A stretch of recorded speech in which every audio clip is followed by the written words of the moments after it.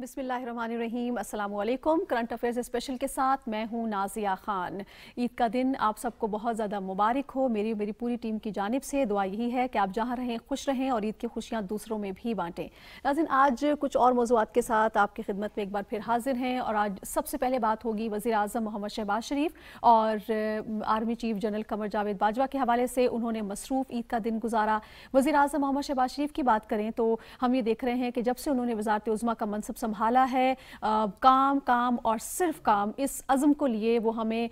तमाम मुहाज़ों पर मुतहरिक नज़र आ रहे हैं। आवाम को रिलीफ की गर्ज से चीनी और आटा सस्ते करने की बात हो, लोड शेडिंग के जिन को बोतल में बंद करके आवाम को उस हवाले से रिलीफ देने की बात हो, या फिर सफरी सहूलियात की गर्ज से बस सर्विस की फराहमी का मामला हो, या फिर पेट्रोलियम मसनूआत की कीमतों में कमी न करके आवाम को रिलीफ देना हो, या फिर पाकिस्तान का जो हम सफारती मुहाज़ है उस पर भी उनको उसी तरह से मुतहरिक देख रहे हैं। ताल्लुकात की बहाली, गर्मजोशी, उसमें जो नई जहत है और जो नई जो उमंगों के साथ और ताल्लुकात को सवार करते हुए हमें वज़ीर आज़म मोहम्मद शहबाज शरीफ साहब नज़र आ रहे हैं। हमने देखा उनका दौरा सऊदी अरब सबके सामने है, दौरा UAE सबके सामने है, उनके समरात असरात भी आना शुरू हो चुके हैं। और ईद वाले दिन हमने देखा कि UAE की जो मौशी टीम है वो वज़ीर आज़म मोहम्मद शहबाज शरीफ से मिली, बड़ी डिटेल डिस्कशन हुई जिसमें किस तरह से मामलात को आगे लेके जाना है उस हवाले से तफसीली तबादला ख्याल हुआ। ये जितनी भी चीज़ें हमें नज़र आ रही हैं, ये वज़ीर आज़म मोहम्मद शहबाज शरीफ की डेडिकेशन, कमिटमेंट और ये जज्बा है टू डिलीवर, ये हमें वो नज़र आता है। आज प्रोग्राम में इस हवाले से बात करेंगे। दूसरी जानिब हमने देखा कि army chief general Qamar Javed Bajwa ने फ़ौजी जवानों के साथ LOC पर अपनी ईद गुजारी है और नमाज ईद अदा की, और शुहदा की जो लवाहिकीन हैं उनके घरों पर भी गए और उनके साथ भी इज़हार यकजहती किया। दूसरी जानिब एक और अहम टॉपिक जिस पर हम बात करेंगे, हम देखा कि वफाकी वज़ीर इत्तलात व नशरियात मरियम औरंगज़ेब साहिबा ने आज एक प्रेस कॉन्फ्रेंस की, बड़ी अहम बातें उन्होंने की। उनका ये कहना था कि जो महंगाई जिसका शिकार आवाम है,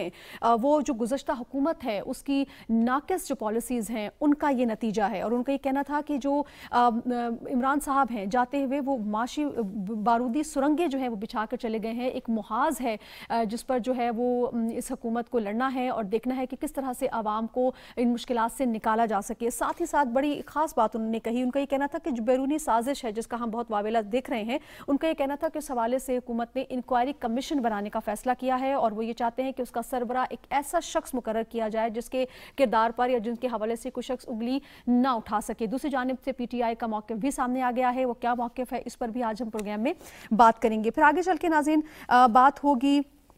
अफ़गानिस्तान के हवाले से। अफ़गानिस्तान की जो सूरत हाल है, इंसानी बहरान हो या इक़्तिसादी मौशी सूरत हाल हो, पोलिटिकली हम देख रहे हैं अनस्टेबल सिचुएशन वहाँ नज़र आ रही है। लेकिन साथ ही साथ कुछ और भी ऐसे मामलात हैं जिन्होंने जो सूरत हाल है उसको मज़ीद गंभीर कर दिया है। कुदरती आफात हम देख रहे हैं, वहाँ पर सैलाब की सूरत हाल है, तूफ़ानी बारिशें हुई हैं जिसकी वजह से 20 के करीब कहा जा रहा है लोगों की डेथ्स हो चुकी हैं और बहुत से लोग जो हैं वो उसमें ज़ख्मी भी हुए हैं, घर जो हैं वो तबाह हो चुके हैं और जो ज़रई ज़मीनें हैं उनको शदीद नुकसान पहुँचा है। साथ ही साथ एक और चीज़, खसरा, वो बुरी तरह से वहाँ फैल रहा है और ये कहा जा रहा है कि 34 में से 28 ऐसे जो सूबे हैं जहाँ पर खसरा जो है वो बच्चों में बुरी तरह से फैल रहा है। और चूंकि वहाँ पर सेहत की सहूलियात नहीं है, लिहाजा जो मामलात हैं वो दिन ब दिन गंभीर होती जा रही है। इस सारी सूरत हाल में वज़ीर आज़म मोहम्मद शहबाज शरीफ ने जो है अफ़गान अवाम के साथ इज़हार यकजहती का इजहार किया है और उनको हर मुमकिन ताउन की यकीन दहानी भी कराई है। साथ ही साथ उन्होंने आलमी बरादरी के किरदार को मज़ीद मौसर बनाने पर भी जोर दिया है। उनका ये कहना है कि अफगान बहन भाइयों के उस मुश्किल सूरत हाल में हमें अकेला नहीं छोड़ना चाहिए और जो मुमकिन मदद हो सके इनकी करनी चाहिए। इस सारी सूरत हाल पर भी हम बात करेंगे, लेकिन सबसे पहले मैं खुश आमदीद कहूँगी हुमायूं खान साहब को। हम स्टूडियो में ज्वाइन कर चुके हैं, बहुत शुक्रिया हुमायूं खान साहब। Thank you. इनके साथ मुझे ज्वाइन कर चुके हैं डॉक्टर तारिक फजल चौधरी साहब, रहनुमा हैं मुस्लिम लीग नून के। आपको वेलकम कहूँगी सर, ईद की बहुत बहुत मुबारकबाद। जी बहुत शुक्रिया जी, आपको और आपकी चैनल की सदस्य में तमाम टीवी के नाज़रीन को बहुत ईद मुबारक। बहुत शुक्रिया सर, आपने वक्त निकाला, ईद मुबारक। बहुत शुक्रिया सर। सर सबसे पहले मैं आपसे यही जानना चाहूँगी कि हम ये देख रहे हैं कि वज़ीर आज़म मोहम्मद शहबाज शरीफ जो है उन्होंने ईद की छुट्टियाँ भी वो आवाम के नाम कर दी हैं और मुसलसल आवाम को रिलीफ फराहम करने के लिए मसरूफ़ अमल नज़र आते हैं। तो वज़ीर आज़म की इस डेडिकेशन को, कमिटमेंट को आप कैसे देखते हैं? बिस्मिल्लाहिर्रहमानिर्रहीम, पहले तो बहुत शुक्रिया आपका, आज आपने दावत दी। देखिए, ईद की जो खुशियाँ हैं वो यकीनन लाजिम है और ईद को बिल्कुल मनाना चाहिए। खुशियों का एक त्यौहार है मुसलमानों के लिए, دنیا بھر میں مسلمان اس کو بڑے جوش و خروش سے مناتے ہیں، اور پاکستان میں بھی پوری قوم نے اس کو سیلیبریٹ کیا، اور ایک دوسرے کے ساتھ نئے خواہشات کا تبادلہ ہوتا ہے، میل ملاقات ہوتی ہے۔ لیکن جو ذمہ داران ہیں، جو آپ نے وزیر اعظم صاحب کی بات کی، جی انہیں یقیناً اس بات کو مد نظر رکھنا ہے کہ قوم جو ہے وہ کن مشکلات اور کن مصائب سے گزر رہی ہے، اور عید اسی صورت میں منائی جا سکتی ہے خوشیوں کے ساتھ جب آپ دیکھیں کہ میری پوری قوم جو ہے وہ ان مسائل سے دوچار نہیں ہے یا ان پرابلم سے دوچار نہیں ہے جن سے انفارچونیٹلی پاکستان کچھ مسائل پہلے بھی تھے، لیکن پچھلے 3.5 سال میں مسائل کی ایک دلدل ہے جس میں قوم کو دھکیل دیا گیا ہے۔ بالکل، تو یہ یقیناً میں سمجھتا ہوں کہ بڑی خوشائن بات ہے کہ وزیر اعظم محمد شہباز شریف صاحب کو اپنی ذمہ داریوں کا بخوبی علم ہے، اور عید والے دن بھی، اور عید کے بعد ظاہر ہے آپ کو پتہ ہے یہ تقریباً 4-5 دن کی چھٹیاں ہیں، لیکن اس میں بھی وہ دن رات کام میں مشغول رہے، اور آج بھی وہ مصروف عمل ہیں، اور اپنی تمام ٹیم کے ساتھ۔ دیکھیں، میں ہمیشہ ایک بات کرتا ہوتا ہوں کہ ضروری نہیں ہوتا کہ آپ ہر فیلڈ کے آپ ماسٹر ہوں، ہر کام کو آپ بخوبی سمجھتے ہوں۔ جیسے آپ نے بھی معیشت کی بات کی، اسی طرح ہمارے اور بہت سارے شعبے ہیں جن میں کام کرنے کی ضرورت ہے، لیکن ایک بہترین کمانڈر وہ ہوتا ہے جو ایک بہترین ٹیم تشکیل دیتا ہے، جو معاشی ٹیم بھی ہوگی وہ الگ کام کرے گی، جو اس کی سیکورٹی کے حوالے سے، اندرونی معاملات کے حوالے سے، خارجہ پالیسی کے حوالے سے، داخلی معاملات، ملک کو ابھی آپ دیکھیں لوڈ شیڈنگ کا معاملہ اللہ کے فضل سے ہمارے پچھلے دور میں ختم ہو گیا، دوبارہ آپ کو لوڈ شیڈنگ پچھلے 3-3.5 سال میں نظر آ رہی۔ یہ سارے وہ چیلنجز ہیں جنہیں مختلف ٹیمیں جو شہباز شریف صاحب نے تشکیل دی ہیں وہ دن رات کام کر کے انشاءاللہ ان تمام مسائل پہ قابو پانے کی کوشش کر رہی ہیں، اور کافی حد تک اچھے نتائج جو ہیں وہ سامنے آ رہے ہیں۔ تو یہ وہ میں سمجھتا ہوں ڈیڈیکیشن ہے جس کو ملک کو ضرورت ہے۔ ہمارے پاس ضائع کرنے کے لیے یا آرام کرنے کے لیے بالکل بھی وقت نہیں ہے، اور پاکستان جو ہے وہ تمام وسائل اللہ تعالیٰ نے اس ملک کو قوم کو عطا کیے ہیں، لیکن ضرورت اس بات کی ہے کہ آپ ان کو استعمال کس طرح کرتے ہیں، آپ کے لوگ کتنی ڈیڈیکیشن سے کام کرتے ہیں، آپ کی ٹیم کتنی صلاحیت رکھتی ہے۔ انفارچونیٹلی آپ نے دیکھا کہ 3.5 سال میں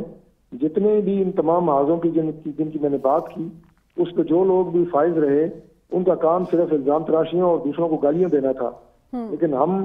سمجھتے ہیں کہ نہ تو ہم انتقامی سیاست پہ یقین رکھتے ہیں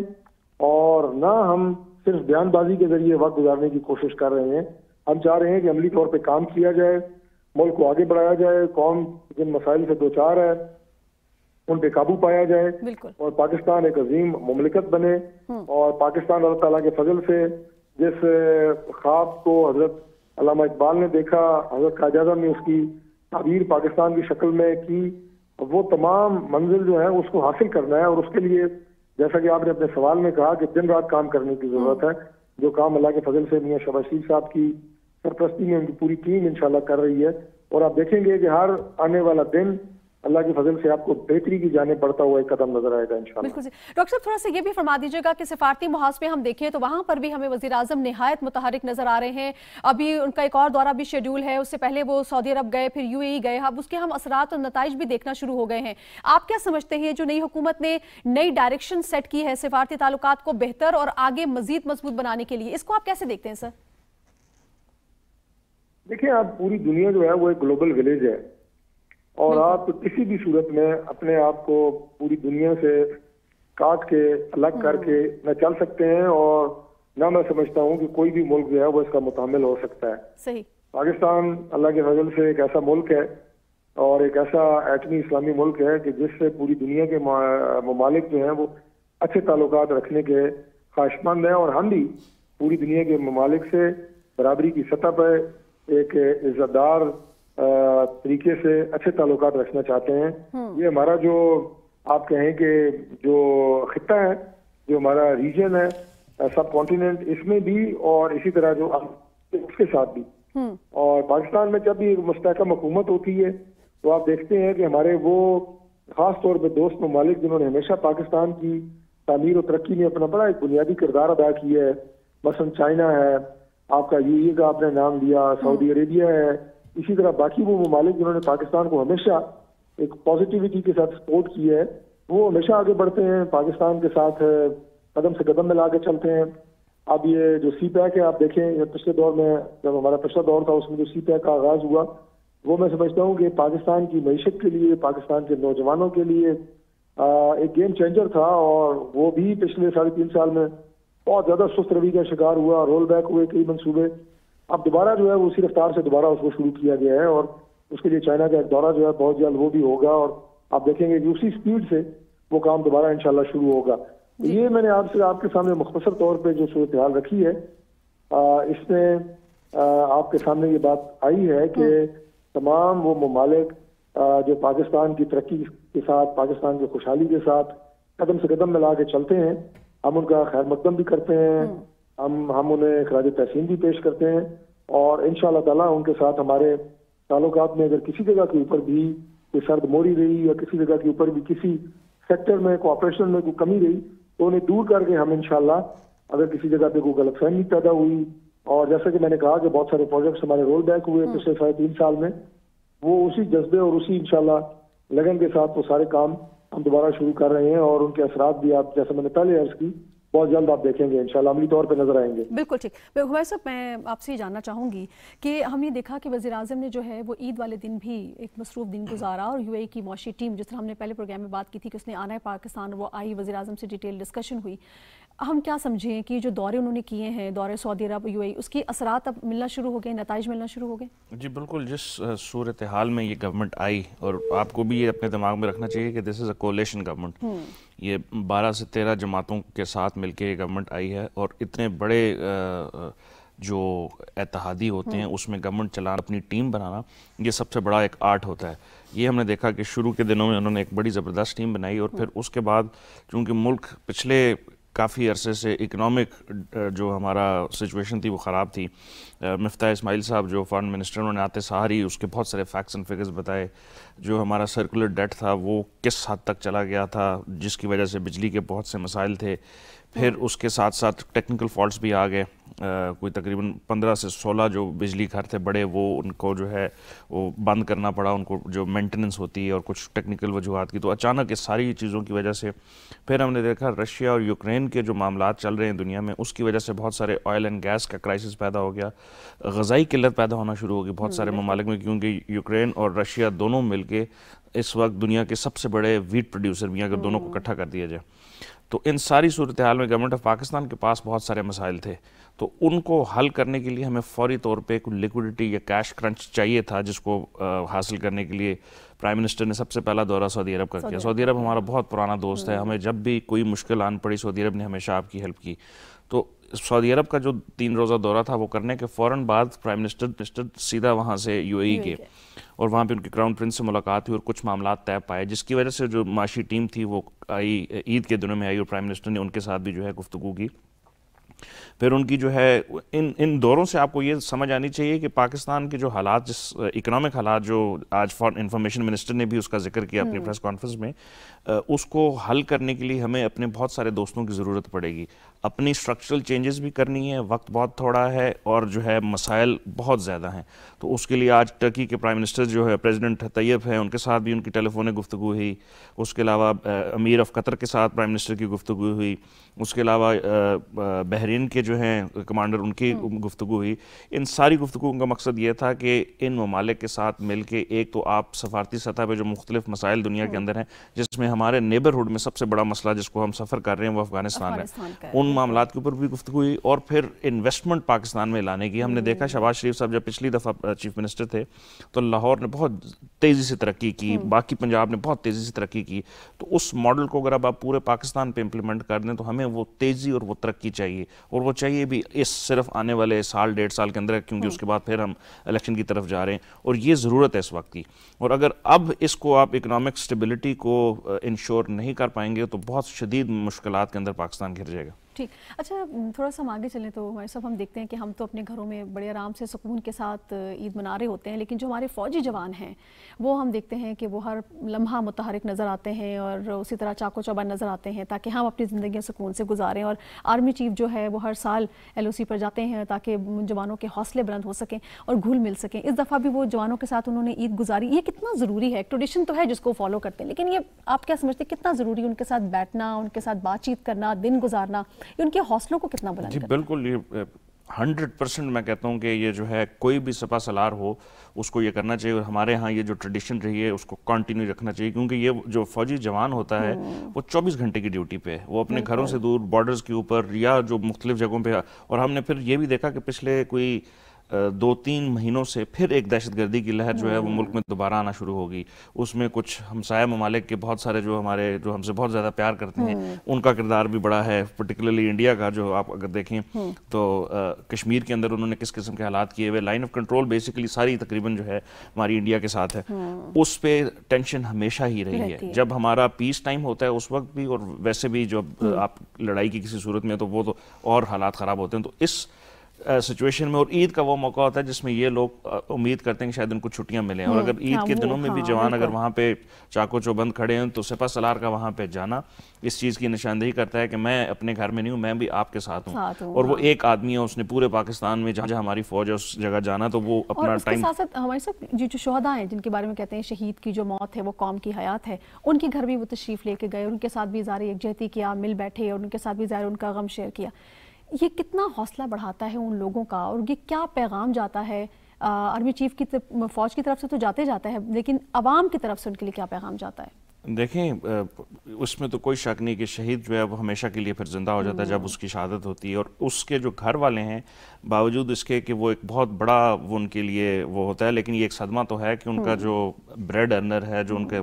والد ہیں، ان کے ہسبینڈ ہیں، یا جو بھی اس رشتے کی بات کر رہے ہیں، بیٹا ہے، اس کی غیر موجودگی میں اگر ان کے اس فوج کا سربراہ ان کے گھر میں آ کے ان کے لیے دعا کرتا ہے، میرے خیال ایک بہت بڑا اچھا میسج جاتا ہے، اور یہی وہ میسج ہے جو ہماری باقی لیڈرشپ بھی کرتی ہے۔ بائی دی وے صرف فوجی جوانوں نے تو اپنی جانیں دی ہیں، ہمارے پولیس کے لوگ ہیں، رینجرز کے ہیں، اور دہشت گردی میں تو پاکستان نے دنیا میں سب سے زیادہ جو قربانیاں دی ہیں، 80,000 کے قریب کے،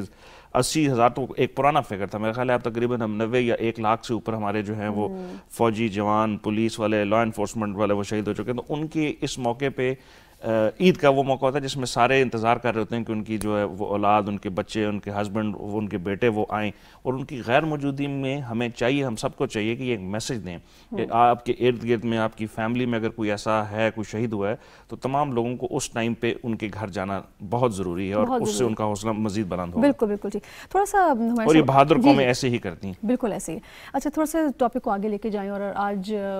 مریم اورنگزیب صاحبہ نے ایک پریس کانفرنس کی وفاقی وزیر اطلاعات و نشریات نے، جس میں انہوں نے بہت سی ایسی خامیاں جو سابقہ حکومت چھوڑ گئی ہے، جس کی وجہ سے آج عوام سفر کر رہی ہے، اس کی نشاندہی کی ہے، اور ساتھ ہی ساتھ جو بڑا امپورٹنٹ پوائنٹ انہوں نے کہا جو بیرونی سازش کا ہم بہت واویلا سن رہے ہیں، تو اس حوالے سے ایک انکوائری کمیشن جو ہے بنایا جائے، ان کی اس تجویز کو آپ کیسے دیکھتے ہیں، یا حکومت کا جو فیصلہ ہے اس کو آپ کیسے دیکھتے ہیں؟ میرا خیال ہے یہ جو وقت ہے یہ بہت اہم وقت ان سینس ہے کہ سوسائٹی ہماری بہت زیادہ پولرائز ہو چکی ہے، اور دو بہت ایکسٹریم بن چکی ہیں، جو حکومت میں ہیں اور جو حکومت کے خلاف ہیں، آپس میں بات نہیں کرنا، آپس میں غصہ، اور ہم نے دیکھا کہ وہ سڑکوں پہ بھی اس کی ہمیں بہت ساری مینیفیسٹیشن نظر آئی۔ تو اس موقع کے اوپر آ کے ابھی جس طرح ڈاکٹر طارق فضل چودھری کہہ رہے تھے کہ ہم نے حکومت نے انتقامی سیاست نہیں کرنی، لیکن اس حکومت نے آ کے یہ بتانا تو ہے کہ آپ نے کن حالات میں یہ حکومت لی، لیکن میرا ذاتی خیال یہ ہے کہ جب پی ٹی آئی کی گورنمنٹ پچھلی دفعہ آئی تھی تو انہوں نے 3.5-4 سال اور کوئی بات نہیں کی، بس اسی چیز کا واویلا کرتے رہے کہ جو پچھلی حکومت تھی اس نے حالات خراب کیے، اور اینڈ میں ہم نے دیکھا کہ اکنامک حالات ہمارے کوئی اچھے نہیں تھے، جیسے ہی فائنانس منسٹر نے آگے بتایا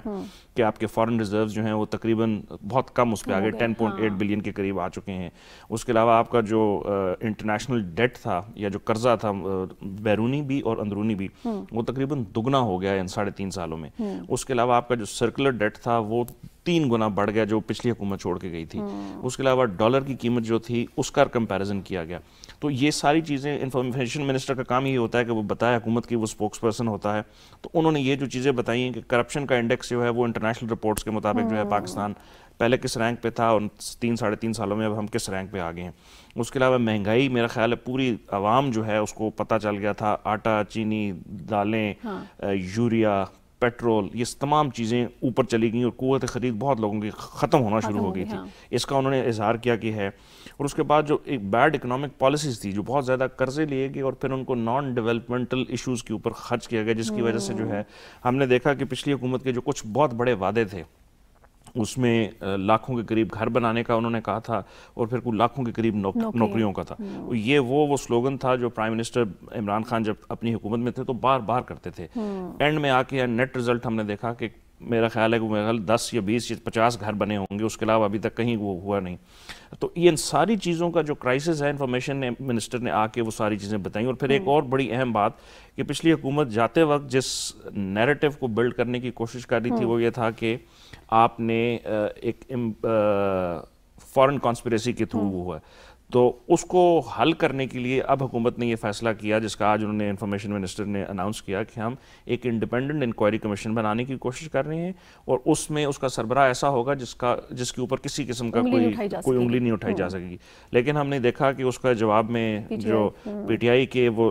پچھلے جو فارن انفارمیشن منسٹر تھے فواد چودھری صاحب, انہوں نے آ کے ایز اے اسپوکس پرسن بتایا کہ ہمیں یہ کمیشن منظور نہیں ہے اور ہم 20 مئی کو جو ہے وہ لانگ مارچ اپنی جاری رکھیں گے. اور پھر انہوں نے ڈیمانڈ یہی کی کہ یہ عدلیہ جو ہے اس کے انڈر بنایا جائے. اب یہ بڑے انٹرسٹنگ ہے ان کا یہ ریمارک کہ عدلیہ کے انڈر وہ کمیشن بنایا جائے تب تو ان کو وہ منظور ہوگا, لیکن عدلیہ کے جو پچھلے فیصلے جنہوں نے اس حکومت کے اوپر ہوگا اس پہ ان کو اعتراض نہیں. تو یہ بڑا مطلب ایک ڈائیکاٹمی ان کی اپنی اس نیریٹو کے اندر. تو اب دیکھتے ہیں کہ حالات کیسے ہوتے ہیں. یہ جو ہم ایک سیاسی محاذر آئی دیکھ رہے ہیں اور یہ پولرائزیشن جس کی آپ نے بات کی دن بدن ہم دیکھتے ہیں بڑھتی ہی جا رہی ہے اور معاشرے میں عدم برداشت بھی اسی کی وجہ سے جنم لے چکا ہے. تو یہ آپ کو کیا لگتا ہے یہ حالات پھر کس طرف جا رہے ہیں؟ کیا آنے والا وقت اچھا ہوگا ان ساری چیزوں کو مد نظر رکھتے ہوئے؟ امید کرنی چاہیے اچھا ہوگا, لیکن جو ہمارا سلسلہ چل پڑا ہے جس طرح جو ہے ہم عدم برداشت کی وجہ سے اگلے کا آرگومنٹ سننے کی بھی کوشش نہیں کرتے. اور پھر اس کے علاوہ جو دوسری چیز ہے جو ہم نے دیکھا کہ وہ اس پچھلی حکومت نے اس میں بھی کمال اپنا دکھایا کہ انہوں نے جو نیم کالنگ ہوتی ہے, لہجے کی سختی یا بدتمیزی, اس رواج کو جو ہے الزامات کی سیاست وہ اگر آپ 3.5 سال یہی کرتے رہے اور آپ نے کام پہ توجہ نہیں دی تو میرا خیال ہے اس حکومت کو اس سے لیسن لینا چاہیے پچھلی جو غلطیاں ہوئی ہیں. عوام فرق محسوس کر رہے ہیں, عوام کو یہ بات سمجھ میں آ رہی ہے؟ میرا خیال ہے ابھی تک کی جو ہم نے دیکھا ہے بہت ساری جو پرائم منسٹر کی تقریروں کو دیکھ لیں, پھر فارن منسٹر کی تقریریں دیکھ لیں, فائنانس منسٹر کی لیں انفارمیشن, اس میں وہ اس کو حل کرنے کی طرف لے کے جا رہے ہیں اور وہ کہہ رہے ہیں ہم انتقامی سیاست کی طرف نہیں جا رہے. ملک کے حالات ایسے نہیں ہیں کہ آپ اور پولرائزیشن بڑھائیں, آپ مل کے بیٹھیں. اپوزیشن کا کام یہی ہوتا ہے کہ آپ حکومت کی غلط پالیسیز کے اوپر تنقید کریں یا اپنے اچھے مشورے دیں جس سے کوئی بہتری آئے. اپوزیشن کا نام صرف اپوزیشن یہ نہیں ہے کہ آپ نے بیٹھ کے اگلے کے ساتھ لڑائی کرنی ہے, بدتمیزی کرنی ہے یا نعرے بازیاں کرنی ہے. میں پارلیمنٹ کی بات کروں یا پارلیمنٹ کے باہر کی بھی, آپ کوئی اچھی سجیشن دیں کہ آپ کی فلاں اکنامک پالیسی جو ہے وہ ٹھیک نہیں ہے, آپ کی فارن پالیسی کی ان چیزوں کے اندر یہ خرابی ہے, اس کے اوپر ڈیبیٹ ہونی چاہیے. تو وہ ہم یہ دیکھ رہے ہیں کہ پیپلز پارٹی کی government, P M L N کی گورنمنٹ, ایم کیو ایم, یہ سارے جب اب مل کے کر رہے ہیں تو یہ ایک بہت بڑا ایک مینڈیٹ ہے ان کے پاس. اور اگر ہم ووٹوں کے سٹیٹسٹکس سے دیکھیں تو ان تمام پارٹیز کی جو اس وقت حکومت میں ہے تقریباً 70% آف ووٹس ان کو ملے تھے, اور پچھلی گورنمنٹ جو رہی تھی 3.5 سال ان کو 30% of the vote, poll vote جو وہ ملے. تو اب ان کے پاس بہت بڑا مینڈیٹ ہے. 70% آف دا پیپل جنہوں نے ووٹ ڈالے ہیں پچھلے الیکشن میں, اس مینڈیٹ کا حق یہ ہے کہ آپ لوگوں کو ملائیں, لوگوں کی فلاح و بہبود کے لیے کریں. اور وہ ہم نے دیکھا کہ آتے ساری جو ہے انہوں نے پرائم منسٹر نے جو اپنا پہلا میڈن سپیچ کی تھی اس میں انہوں نے کہا تھا کہ تنخواہ بڑھائی جائے گی 10% کچھ ایک چنک کی, اس کے علاوہ پینشن کے اوپر انہوں نے اناؤنس کیا, اس کے علاوہ آٹا, چینی اور دال آپ کو رمضان میں دیکھ لیا بہت اچھا جو ہے وہ اس کے اوپر پیکج دیا گیا, وہ ملا. پھر پیٹرول کی پرائسز اس وقت جو تقریباً اگر آپ انٹرنیشنل فارمولا کے مطابق جائیں تو وہ 260 کے قریب ہونی چاہیے. اس کے اوپر فائنانس منسٹر 2-3 دفعہ بتا چکے ہیں. لیکن اس وقت کی حکومت نے پھر بھی یہی فیصلہ کیا کہ گورنمنٹ جو ہے وہ سبسڈیز برداشت کرے گی اور عوام کے اوپر جو ہے وہ پیٹرول کا جو برڈن ہے. اور اگر آپ کو دیکھنا پڑے گا کہ پیٹرول اور ڈیزل جب مہنگا ہوتا ہے تو تمام چیزیں مہنگی ہونے شروع ہو جاتی ہیں, اخراجات کھانے کی تمام چیزیں. تو اس گورنمنٹ نے یہ فیصلہ کیا کہ اگلے 15 دن تک اس کو روکے. لیکن میرا ذاتی خیال یہی ہے کہ ان کو یہ بڑھانی پڑیں گی. یہ ایسا ممکن نہیں ہے کہ آپ مسلسل اس کو روکی رکھیں. مفتاح اسماعیل صاحب نے بھی یہ فرمایا تھا, انہوں نے کہا تھا کہ بڑھانی تو پڑیں گی لیکن اس کے لیے بھی کچھ وہ درجے ہیں, اس کو دیکھا جائے گا, لوگوں کو بھی دیکھا جائے گا کہ کتنا افورڈ کر سکتے ہیں. لیکن اس کو کچھ ٹارگیٹڈ سبسڈیز دینی پڑیں گی. ٹھیک ہے, اوور آل گورنمنٹ پہلے جو سبسڈی دیتی ہے کہ ہر بندے کو جو ہے تو وہ جو کم انکم والے لوگ ہیں شاید ان کو جو ہے سبسڈی دے دی جائے, موٹر سائیکلز والوں کو دے دی جائے, 800 cc کار کو. تو یہ گورنمنٹ نے اس کے اوپر کوئی فیصلہ کر کے انہوں نے بات کی تھی کہ جو امیر طبقہ ہے اس کو سبسڈی کی ضرورت نہیں ہیں, یہ اس کی جو حقدار ہے وہ غریب یا متوسط طبقہ جو بالکل افورڈ نہیں کر سکتے. تھوڑا سا آگے چلیں گے اور ناظرین اب ہم بات کریں گے افغانستان کی صورتحال کی.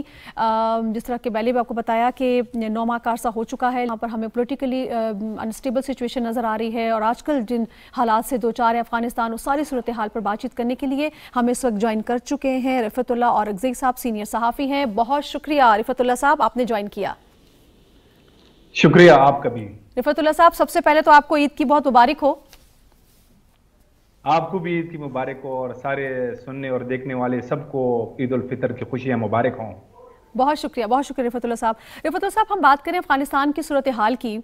9 ماہ ہو چکے ہیں, ہمیں وہاں پر ایک تو پولیٹیکلی کوئی سٹیبل چیزیں ہوتی بھی نظر نہیں آ رہی ہیں, اور دوسری جانب ہم دیکھ رہے ہیں کہ معاملات جو ہیں وہ دن بدن گھمبیر سے گھمبیر ہوتے جا رہے ہیں. آپ سیلابی صورتحال دیکھ لیجئے, پھر آپ خسرے کی صورتحال دیکھ لیجئے, دہشت گردی کی افرید دیکھ لیجئے, تو یہ حالات کس طرف جا رہے ہیں سر؟ دیکھیں, یہ تو پہلے بھی ہم آپ کے پروگرام میں بھی اور باقی مختلف میڈیا چینل پہ میں اس پہ بات کرتا آیا ہوں کہ معاملہ جو ہے نا وہی جو ہے نا وہ ایسا سمجھ جیسے کڑا ہے. جو طالبان کی جو ریکگنیشن کا مسئلہ ہے پوری دنیا میں, تو وہ ابھی تک کسی ملک نے اس کو تسلیم نہیں کیا ہے. تو جو عالمی برادری ہے, پاکستان ہے, جو ریجنل ممالک ہے, افغانستان کے پڑوسی ممالک ہے, ان سب کا یہ مطلب یونانیمس سب کا یہ مطالبہ رہا ہے کہ آپ یہاں پہ انکلوسیو گورنمنٹ, وسیع البنیاد حکومت بنائیں, آپ خواتین کو جو ہے ان کے حقوق دیں, آپ میڈیا پہ جو پابندیاں ہیں اس کو ختم کریں, اور جو وہاں پہ شدت پسند یا کالعدم تنظیمیں ہیں ان کے حوالے سے آپ جو ہے نا مطلب عالمی برادری کو کچھ ایسی گارنٹیز دیں. تو اس حوالے سے ابھی تک جو ہے نا طالبان کی طرف سے ہمیں کوئی اس طرح کے اقدامات نہیں ملتے کہ جس سے مطلب جو پڑوسی ممالک ہیں ان کو کچھ ٹرسٹ ہو جائے, کچھ اعتبار ہو جائے. لیکن ابھی حال ہی میں کچھ ایک جیسے سمجھ لیں کہ ایک ونڈو سی پیدا ہو گئی ہے, جیسے اب کچھ دنوں سے بلکہ یہ طالبان کی حکومت کی طرف سے بھی کہا جا رہا ہے, جیسے ذبیح اللہ مجاہد بھی کہہ چکے ہیں, آج انس حقانی جو سراج حقانی کے بھائی ہے ان کی طرف سے بھی یہ کہا گیا ہے کہ جو آنے والے دنوں میں لوئے جرگہ جو ہے نا وہ منعقد کرنے جا رہے ہیں. تو لوئے جرگہ جو ہے, جی ہاں, تو لوئے جرگہ جو ہے وہ ایک تو یہ ہے کہ مطلب گرینڈ, جیسے آپ سمجھ لیں کہ ایک جرگہ ہوتا ہے جس میں پورے افغانستان سے جو مشران ہوتے ہیں, عہدیدار ہوتے ہیں, لوگ ہوتے ہیں, ان کی اس میں نمائندگی ہوتی ہے. پھر یہ ہے کہ لوئے جرگہ باقاعدہ جو ہے وہ افغانستان کا جو آئین ہے اس کے اندر اس کے سارے جو ہے نا مطلب اس میں بھی اس کا جو ہے نا ذکر موجود ہے. تو جیسے جب یہ 9/11 کے بعد افغانستان میں جو کچھ ہوا, تو جب وہاں پہ 2001 میں وہ حکومت بنائی جا رہی تھی, جب کرزئی صاحب کو لا رہے تھے, تو اس وقت بھی ایک لوئے جرگہ ہوا تھا. پھر وقتاً فوقتاً جو ہے نا وہ اشرف غنی کے دور میں بھی لوئے جرگے ہوتے رہے. تو یہ ایک بڑا اچھا یہ ہوگا اگر یہ اس طرح, ابھی تک اس کا کوئی ڈیٹ کا اعلان تو نہیں کیا گیا ہے, لیکن اگر اس طرح جیسے پہلے جرگے ہوتے رہے ہیں اس طرح کا اگر ایک لوئے جرگہ کا انعقاد کیا جاتا ہے. تو رفعت اللہ صاحب, کیا یہ جو لوئے جرگہ کی آپ بات کر رہے ہیں, اس کی اتھارٹی اتنی ہوتی ہے کہ وہ سیاسی معاملات کے سیاسی استحکام کیسے آئے, یا مشترکہ حکومت کا قیام ہو, یا بڑے معاملات میں وہ فیصلہ دے سکے, یہ بھی ان میں کیپیسٹی ہوتی ہے؟ یہ بالکل جو ہے نا, جیسے میں نے آپ کو بتایا کہ ان کے افغانستان کے آئین میں جو ہے نا اس کا باقاعدہ یعنی یہ ایک آئینی شک ہے, ایسا سمجھ لیں کہ اس میں باقاعدہ اس کی تفصیلات موجود ہے. تو یہ ماضی میں تو ہم نے دیکھا ہے کہ جب کوئی اس طرح کے معاملات آتے تھے, جب اس کو کوئی حل نہیں نکلتا تھا, تو پھر اس کے لیے وہ افغانستان میں لوئے جرگے کو بلایا جاتا تھا. تو پھر وہ ایک جو ہے نا آپ کو ایک مطلب ایک لائن دیتے تھے وہاں پہ جو فیصلے ہوتے تھے, تو اس پہ چل کے پھر آگے جو ہے نا وہ مسائل کا حل نکل آتا. تو ابھی جو ہے نا بڑی مطلب لوگوں نے اس کے ساتھ ابھی مطلب امیدیں تو وابستہ کر رکھی ہے کہ اگر جیسے وہ خواتین کی ایجوکیشن کا مسئلہ ہے وہ ابھی تک حل نہیں ہوا ہے, اس پہ بھی ساری عالمی برادری. رفعت اللہ صاحب, اس کے حوالے سے جو طالبان حکومت کا سٹانس ہے اس پر کافی کرٹیسزم کیا جا رہا ہے, اور اب یہ کہا جا رہا ہے کہ طالبان جو حکومت ہے وہ تعلیم کی فراہمی میں اپنے وعدوں سے مکر رہی ہے, اور وہ خواتین کی تعلیم کے جو دعوے کرتی ہے کہ ہم ان کو اجازت دیتے ہیں وہ نہیں دے رہی. تو یہ بہت مشکل نہیں پیدا ہو جائے گی طالبان حکومت کے لیے؟ تو یہ تو جیسے انہوں نے یہ پابندی لگا کے اپنے لیے مزید مسائل کھڑے کر دیے نا. اب یہ تو اب ایک ایسا معاملہ انہوں نے جو ہے نا اس کو پکڑ لیا ہے کہ جو جو کسی بھی مذہب میں، کسی بھی کلچر میں، کسی بھی روایات میں کہیں بھی جو ہے نا اس پر کوئی پابندی نہیں ہے. یعنی آپ مجھے بتائیں کہ وہ خود طالبان جو ہے نا ایک طرف یہ بات بھی کرتے ہیں کہ یہ جو ہے نا تعلیم ہونی چاہیے، اور دوسری طرف انہوں نے خواتین کی تعلیم پہ بچیاں جو ہیں اور کوئی ریزن بھی نہیں دے رہے نا، کوئی سالڈ ریزن بھی نہیں بتا رہے کہ کس وجہ سے اسکولز کو بند کیا گیا ہے. نہیں بتا رہے ہیں. جی جی. لیکن رفعت اللہ صاحب یہ تھوڑی سی سچویشن جو اب درپیش ہے وہاں پر افغانستان میں، جس طرح سے وہاں پر سیلاب آیا اور بڑے پیمانے پر وہاں پر تباہی ہوئی ہے، 10 کے قریب صوبوں کا کہا جا رہا ہے کہ بری طرح متاثر ہوئے ہیں، فصلیں ان کی تباہ ہوئی ہیں، لوگوں کی ڈیتھس ہوئی ہیں، پھر خسرہ والے معاملات ہیں. کیا آپ کیونکہ آپ کی گہری نظر ہے وہاں کے حالات و واقعات پر، کیا آپ کو لگتا ہے وہاں کی حکومت کے اندر اتنی صلاحیت موجود ہے کہ وہ اتنے بڑے بحران سے، اتنے بڑی مسائل سے خود نمٹ سکے؟ نہیں بالکل بھی. جو جیسے میں نے کہا بھی کہ آلریڈی جو ہے نا حکومت مشکلات کا شکار ہے. کوئی ان کے ساتھ جو ہے نا کوئی غیر ملکی امداد نہیں ہے. تو افغانستان تو ساری زندگی وہ وہاں پہ جنگیں ہوتی رہی ہیں، وہ انسٹیبل علاقہ ہے. تو زیادہ تر ٹائم جب 20 سال وہاں پہ اشرف غنی بھی تھے تو وہ قرضوں کے اوپر، یا اس کو جو ہے نا ایسا سمجھ لیں کہ جیسے وہ امداد ملتی تھی، امریکہ دیتا تھا، باقی یورپ ممالک دیتی تھی،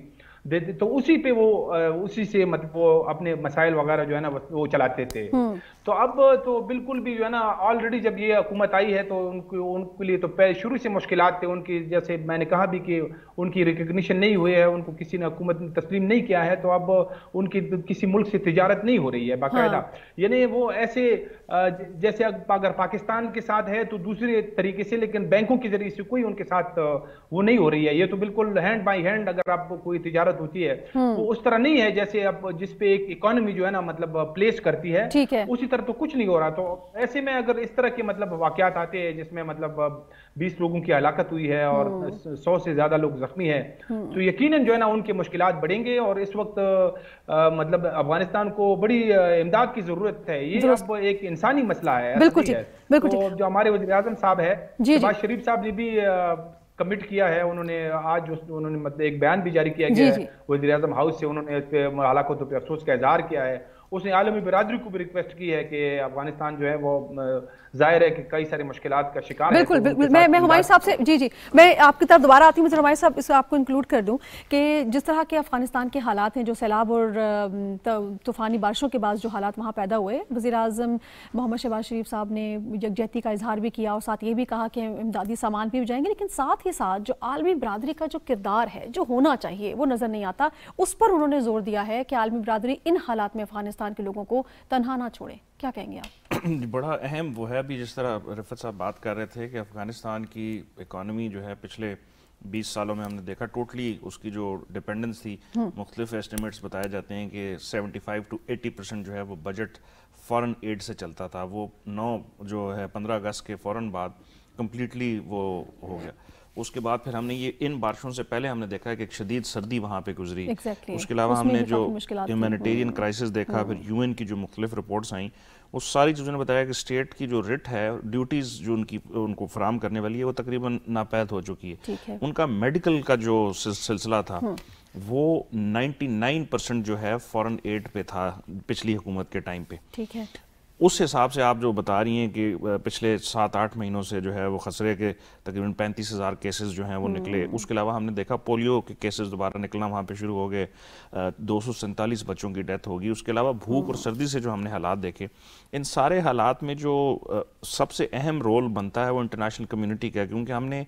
ابھی تک یہی دیکھا کہ مختلف جو کانفرنسز ہوئیں اس میں یو این کی طرف سے آیا کہ تقریباً $5 بلین ان کو چاہیے تھے ان 4-5 مہینوں میں اس کرائسس، ہیومینیٹیرین کرائسس کو کم کرنے کے لیے. لیکن افغانستان کی اگر آپ اکانومی کو دیکھ لیں تو 15 اگست سے لے کے ابھی تک جو ہے وہ تقریباً 40 سے 50% شرنک کر چکی ہے. نیگیٹو گروتھ اس کی پہلے تھی. تو ان سارے حالات میں جو اسٹیٹ آف افغانستان اور interim set up of Afghanistan ہے، OIC افغان ہیومینیٹیرین ٹرسٹ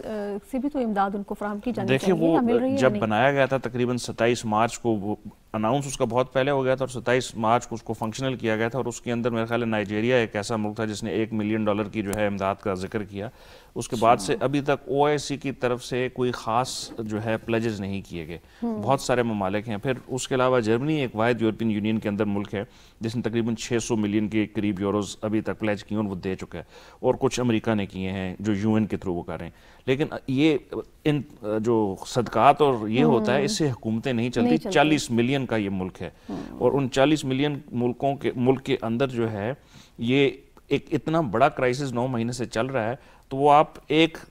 10 روپے 100 روپے 50 روپے اس طرح کر رہے ہیں. ملکوں کو چلنے کے لیے آپ کو ان کو ریکگنائز کرنا پڑے گا، ان کی اکانومی کو سٹیبل کرنا پڑے گا، ان کے بینکنگ سسٹم کو دوبارہ انٹرنیشنل بینکنگ سسٹم کے اندر لانا پڑے گا. وہاں پہ انویسٹمنٹ چاہیے، وہاں پہ جاب کریشن چاہیے وہاں پہ. اور یہ ایک ایسا کام ہے جو شاید آئندہ آنے والے 5-10 سالوں میں ممکن ہو، لیکن اس کو شروع کرنا ہے. اور شروع کرنے کے اندر جو سب سے بڑی رکاوٹ ہے وہ، اور زئی صاحب نے بھی اس کا ذکر کیا، وہ ایک تو ان کی ریکگنیشن ہے، اور پھر ریکگنیشن کے بدلے میں وہ جو 2-3 ڈیمانڈز کر رہے ہیں وہ افغان کی جو انٹرم سیٹ اپ ہے وہ اس کو ماننے کو تیار نہیں. عورتوں کی تعلیم والے معاملے میں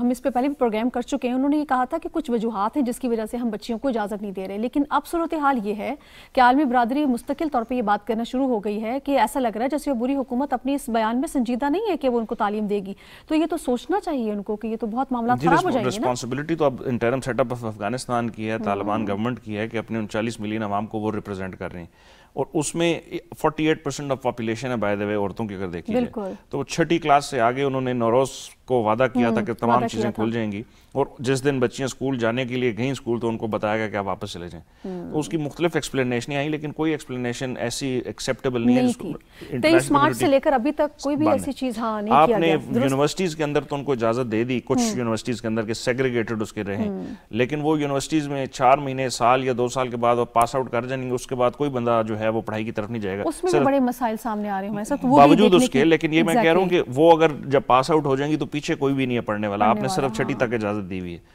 تو یہ اس کے اوپر ان کو سوچنا پڑے گا. اور اگر یہ لویا جرگہ ہو جاتا ہے اور اس میں یہ تعلیم کے بارے میں کوئی فیصلہ ہوتا ہے. لویا جرگہ کے بارے میں آپ کو یاد ہوگا ذبیح اللہ صاحب نے کہا تھا اس کی ضرورت نہیں ہے، تو آئی گیس اس پہ وہ ایگری ہو چکے ہیں. تبھی جی ضرورت اس لیے نہیں ہے، اس وقت وہ سمجھ رہے تھے کہ شاید وہ انٹرنیشنل کمیونٹی کو پریشرائز کر کے ریکگنیشن کی طرف لے جائیں گے اور اپنی جو ان کو ڈیمانڈز ہیں وہ پوری نہیں کریں گے. لیکن اب اندر سے لوگوں کی آوازیں اٹھنا شروع ہو گئی ہیں. ان کو اپنی اس حکومت سے وہ ڈیمانڈ کر رہے ہیں کہ آپ نے ہمیں کھانے کی، دوائیوں کی، بیماری کی، گھروں کی، ان تمام سہولیات کو فراہم کرنے کی صلاحیت نہیں ہے. تو اس کو حل کرنے کے لیے اس کی جانب جائیں گے، کیونکہ ابھی بھی افغانستان کے اندر کوئی کانسٹیٹیوشن نہیں ہے. بالکل ٹھیک. اچھا رفعت اللہ صاحب، جب ہم افغان طالبان حکومت کی بات کریں لیکن ساتھ ہی ساتھ یہ بھی کہا جاتا ہے کہ جو ریجنل کنٹریز ہیں ان کا جو کردار ہونا چاہیے تھا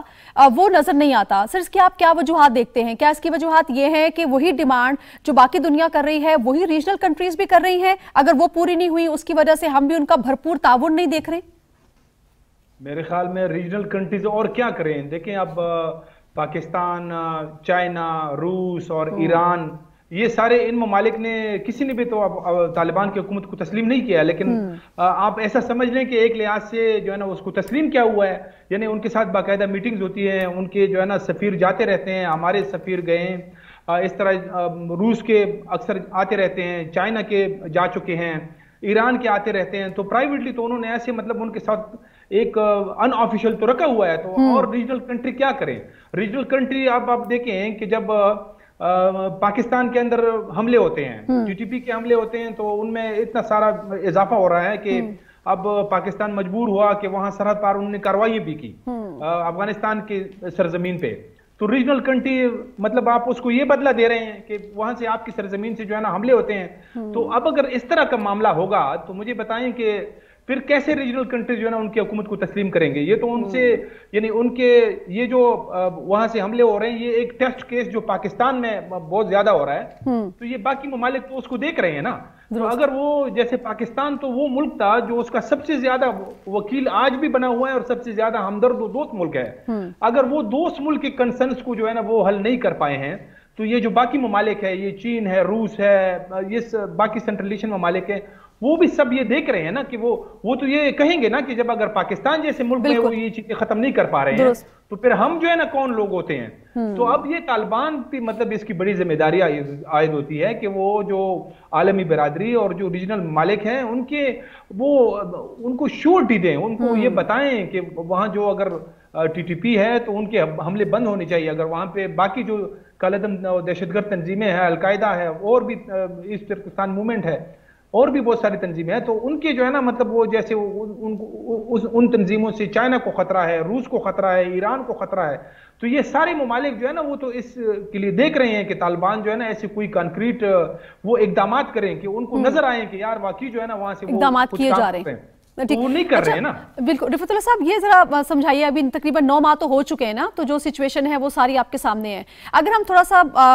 ذرا فیوچر کی طرف دیکھنے کی کوشش کریں، آج سے چلیں اب 5 ماہ کے بعد آپ کیا صورتحال وہاں ہوتی دیکھ رہے ہیں؟ پولیٹیکلی، معاشی طور پہ، اقتصادی طور پہ، کیا یہ ساری چیزیں آپ کو سنبھلتی ہوئی نظر آ رہی ہیں؟ مجھے تو جو نظر آ رہا ہے وہ تو مشکلات ہی بڑھیں گے میرے خیال میں، کیونکہ اگر اس طرح کا رویہ جو ہے نا طالبان حکومت کا رہتا ہے ریجنل ممالک کے ساتھ بھی، باقی عالمی برادری کے ساتھ، تو پھر تو کوئی جو ہے نا افغانستان میں حالات کی تبدیلی کا کوئی چانس نہیں ہے. لیکن اب یہ جو ہے نا تھوڑا سا ایک امید پیدا ہو گئی ہے کہ یہ جو لویا جرگہ ہے اس میں ہو سکتا ہے کہ جیسے اب وہاں اندر سے آوازی شروع ہو گئی ہے، لوگ جو ہے نا یہ جو جس طرح انہوں نے تعلیم پہ پابندی لگائی ہے تو اس میں طالبان لیڈرشپ کے اندر بھی کچھ لوگ اس پہ خفا ہیں کہ یہ جو ہے نا وہ ٹھیک فیصلہ نہیں کیا ہے. تو اگر اس طرح کے معاملات جیسے امکان لگ رہا ہے کہ یہ جو ہے نا وہ لوہے جرگہ میں یہ جو